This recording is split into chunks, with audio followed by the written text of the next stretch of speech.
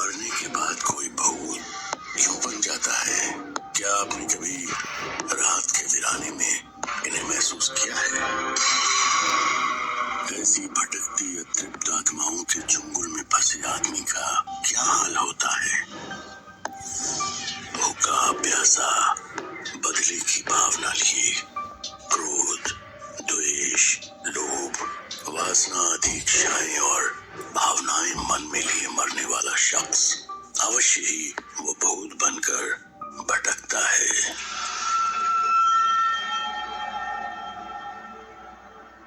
इंसानी दुनिया के परे भी एक अदृश्य दुनिया है, लेकिन इंसान अपनी लालच, खुदगर्जी और खुद को मॉडर्न दिखाने की होड़ में उस दुनिया से टकराने की नासमझी कर ही लेता है। गांव के सभी लोगों के मना करने के बावजूद भी उस भूता हवेली के नए नए मालिक बने प्रभात और नीलिमा अपनी पहली रात गुजार रहे थे और अब सोने की तैयारी कर रहे थे।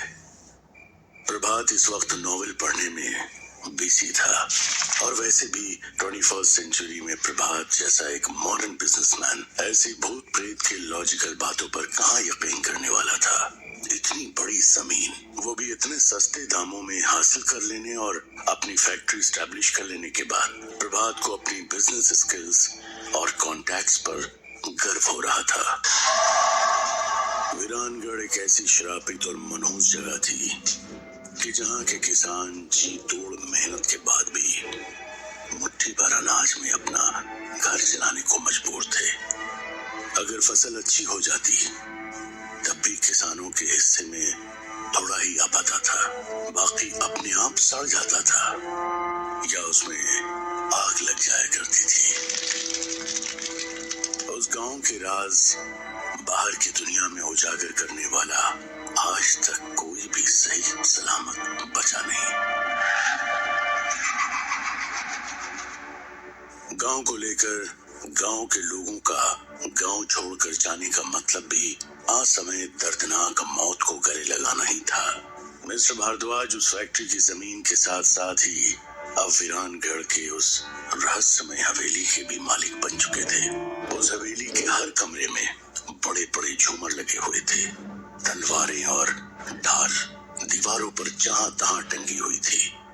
उसे बनाने में ज्यादातर काले पत्थर का इस्तेमाल हुआ था और लगता था कि वो कोई पुराना राजमहल था। वहां के माहौल में मनहूसियत ही मनहूसियत फैली हुई थी। वो शानदार हवेली जो बरसों से बंद पड़ी थी, किसी शमशान की तरह वीरान लग रही थी।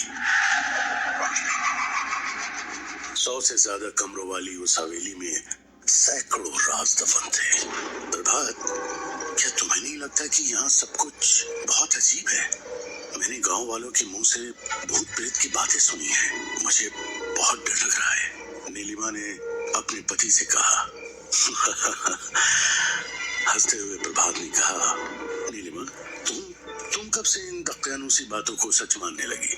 इस गांव के सभी लोग अजीब हैं, उनकी बात छोड़ो। We are modern people, huh? And how can we believe in such superstitions? हम इन गांव वालों की तरह कम पढ़े लिखे और पिछड़े हुए नहीं हैं। देखो, हमारी फैक्ट्री भी बिना किसी प्रॉब्लम के स्टार्ट होने को है, हवेली की सफाई भी हो चुकी है, फिर भी तुम क्या बेकार की बातों के पीछे पड़ी हुई हो? क्या तुम मुझे ये नॉवेल पढ़ने दोगी और ये फालतू की बातें सोचना बंद करोगी? I think you need rest. Okay? तभी उस बुतहा हवेली के कई सारे दरवाजे एक साथ जोर जोर से बजने लगे। लाइट्स अचानक बंद चालू होने लगे। इससे पहले कि वो दोनों कुछ भी समझ पाते, अजीब अजीब सी आवाजें आने लगी। कुत्ते रोने लगे। प्रभात ने अपनी पत्नी नीलिमा को समझाते हुए कुछ कहा। डरने की कोई बात नहीं डाली, यहाँ इस तरह की आंधियां चलती रहती हैं और जानवरों की आवाजें आती रहती हैं। लेकिन प्रभात के ऐसा कहते ही उनके कमरे में लगी बड़ी सी पेंडुलम क्लॉक की आवाज उस हवेली में गूंजने लगी। रात के ठीक 12 बज चुके थे। घुंघरूओं की आवाज सुनाई दी और कुछ ही देर बाद नीलिमा ने देखा कि लाल जोड़ा पहने हुए एक औरत उसके सामने से बहुत तेजी से गुजरी। क्या ये नीलिमा का वहम था या सचमुच उसे वो औरत दिखाई दी थी? पता नहीं कहां से नीलिमा के गालों पर खून की बूंदें टपकने लगी। अब वो हद से ज्यादा डर चुकी थी। जो भी हो, नीलिमा ने प्रभात को उस औरत और खून की बूंदों के बारे में कुछ बताना चाहा, लेकिन डर के मारे उसके मुंह से आवाज ही नहीं निकल सकी। कमरे में अचानक लाल रंग का धुआं फैलने लगा और अजीब सी चंपा के इत्र की महक आने लगी। प्रभात, मुझे बहुत डर लग रहा है, हम दोनों को ही यहाँ नहीं आना चाहिए था। घबराई हुई नीलिमा ने अपने पति का हाथ पकड़ते हुए कहा। कमरे का टेम्परेचर अचानक से बहुत कम होने लगा। ये इत्र की खुशबू और ये धुआं सब कहां से आने लगा? अचानक इतनी ठंड क्यों लगने लगी है? यहाँ कुछ तो गड़बड़ है, मेरा दिल बैठा जा रहा है। नीलिमा ने आगे कहा। हवेली में लगी हुई तस्वीरों के आगे रखी कैंडल्स अचानक से जलने लगी और फिर अचानक प्रभात के हाथ में जो नॉवेल था उसमें भी आग लग गई। ओह गॉड शिट! प्रभात हड़बड़ाया। अब डर का एहसास प्रभात को भी हो रहा था। कमरे में अचानक कुछ लोगों की जोर जोर से हंसने और रोने की आवाजें एक साथ आने लगी। इससे पहले कि वो दोनों एक्ट कर पाते, उनका वॉकिंग साइज बेड गोल गोल घूमता हुआ ऊपर सीलिंग से जा टकराया और टूट गया।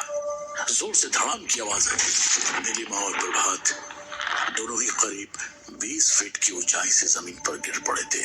वो दोनों पूरी तरह करा रहे थे।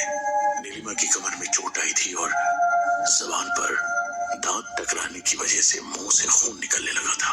वही प्रभात का हाथ बुरी तरह मुड़ गया था। ऐसा लग रहा था जैसे उसके हाथ की कोई हड्डी टूट गई थी।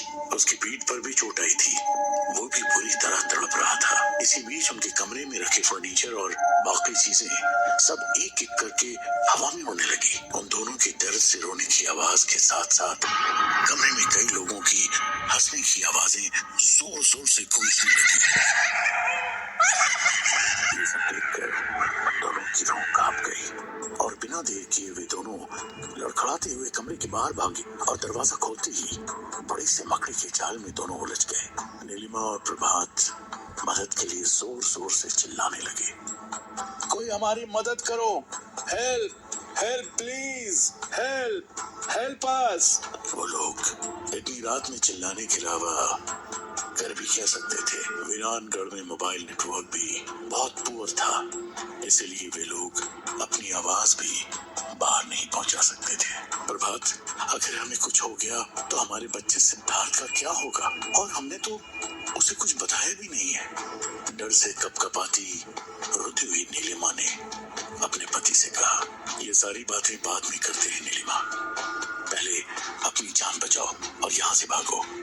प्रभात ने कहा। वे लोग जैसे तैसे उस डरावनी हवेली के बाहर निकले। वहां पर उन्होंने देखा कि सामने गार्डन में सफेद और उजले कपड़े पहने हुए एक लंबे बालों वाली औरत एक छोटे से बच्चे को गोद में लिए घूम रही थी। वो बच्चा बुरी तरह से रो रहा था। अरे कोई हमें बचाओ, यहाँ सचमुच भूत है। Somebody please help us! प्रभात भी जोर जोर से चिल्लाने लगा। इससे पहले कि वो दोनों हवेली छोड़कर बाहर निकल पाते, हवेली का चैनल गेट दोबारा से लॉक हो चुका था। ये सब देखकर नीलिमा और